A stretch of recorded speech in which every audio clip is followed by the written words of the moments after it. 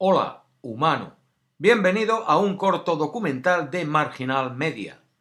Voy a hablarte sobre quienes en Japón se conocen como los yohatsu, palabra que significa evaporado y hace referencia a gente que renuncia a su vida, a su identidad y deciden desaparecer.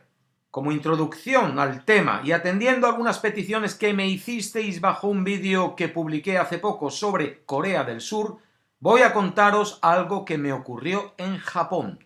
No tengo las imágenes apropiadas para ilustrar la historia, pero creo que merece la pena.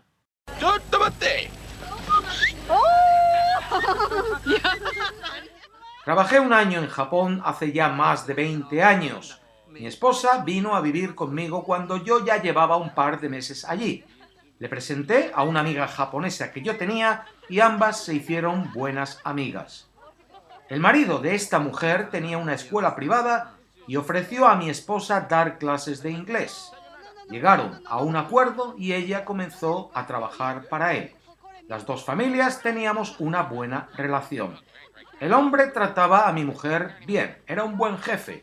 Tenía detalles tales como llevarla a algún café o recogerla al final del trabajo para traerla hasta casa. Un día mi esposa cocinó una tarta para su amiga y se la dio al jefe para que se la llevase a su mujer y la compartiese con ella y el hijo que tenían. Días más tarde, de casualidad, mi esposa descubrió que el hombre no había entregado esa tarta a su mujer. Mi esposa se percató de la razón. El hombre estaba ocultando a su esposa la relación que mantenía con mi mujer fuera del trabajo.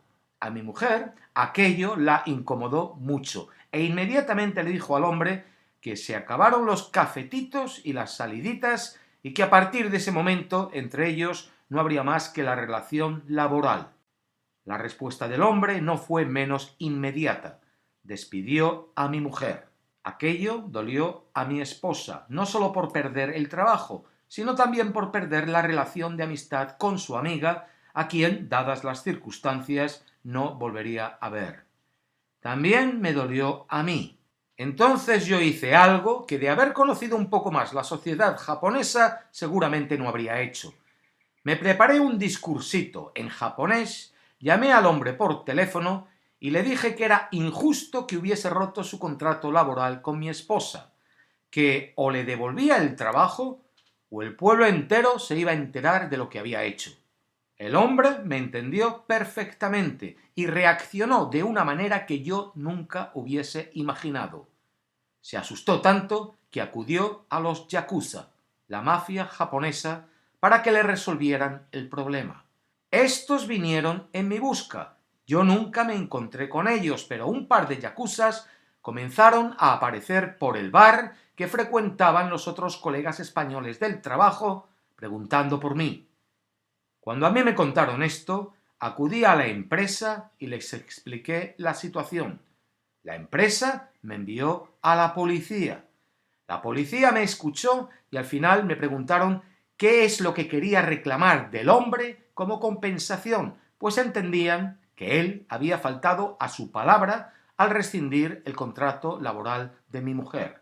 Mi respuesta fue que nada, que mi mujer y yo no queríamos reclamar nada, solo queríamos que nos dejasen en paz. A mí me quedaban pocos meses para acabar mi contrato, no iba a renovarlo y solo queríamos acabar sin problemas. Para entonces yo ya había escuchado que en muchos lugares de Japón los yakuza mandaban más que la policía. Esto eran los años 90 y nosotros estábamos en un remoto área rural. No iba a tentar la suerte. Y no pasó nada. No volvimos a oír hablar de los yakuza, ni de este hombre y su mujer.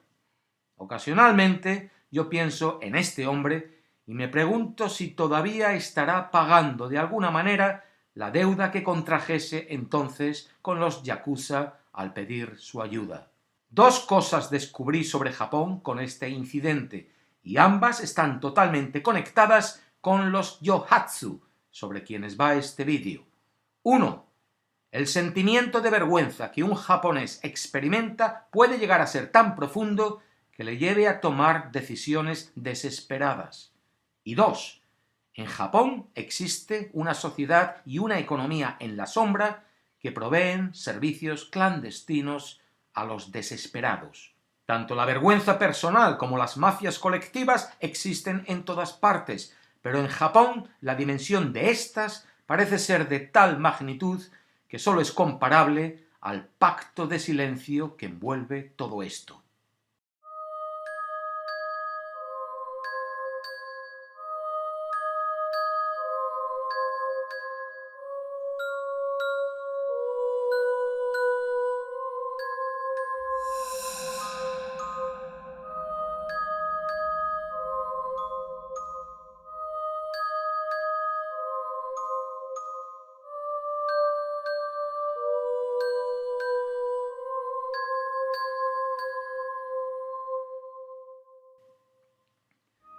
En la ciudad más poblada del mundo existe un barrio que parece vacío.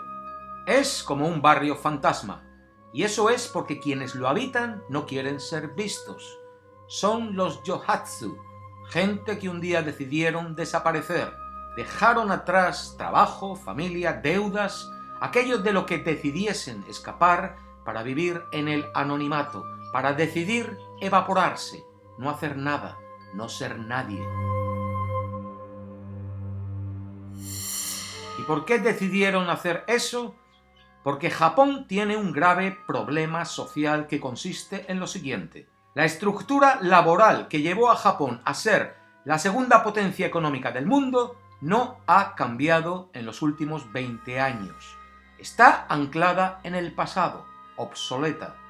De un graduado universitario que se incorpore a la fuerza laboral mañana, se espera lo mismo que de un asalariado de los años 80. Entrega y sacrificio total para la empresa. Más sacrificio si cabe que hace 30 años. Se trabajan más horas no pagadas que entonces, las vacaciones son más reducidas y también se han reducido las estructuras de ayuda familiar y comunitarias que había entonces. Cada vez hay más gente viviendo sola, sintiéndose sola.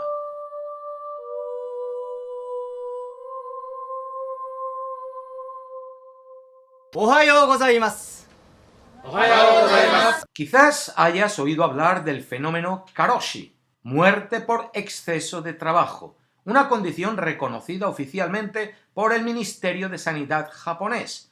Se refiere a quienes mueren por paro cardíaco, derrame cerebral o suicidio debido al estrés de trabajo. Cada año hay cientos de muertos, pero las cifras se ocultan.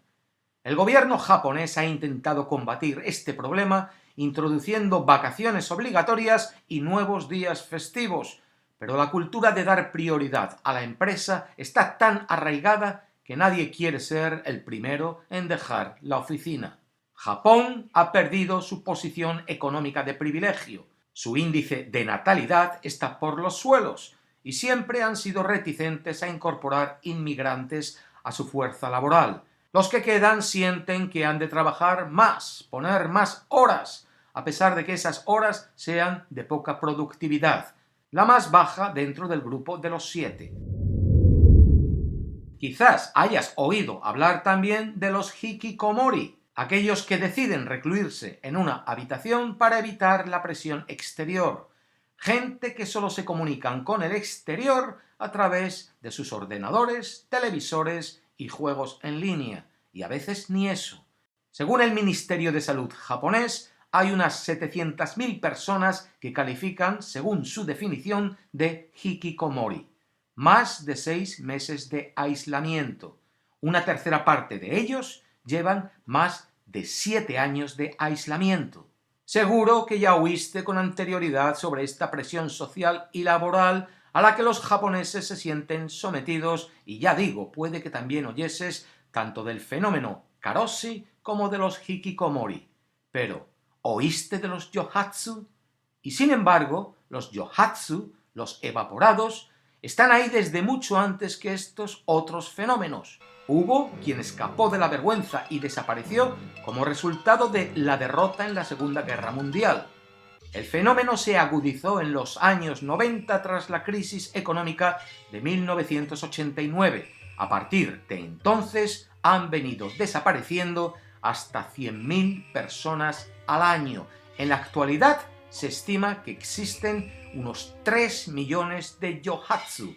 Eso es casi el 2,5% de la población.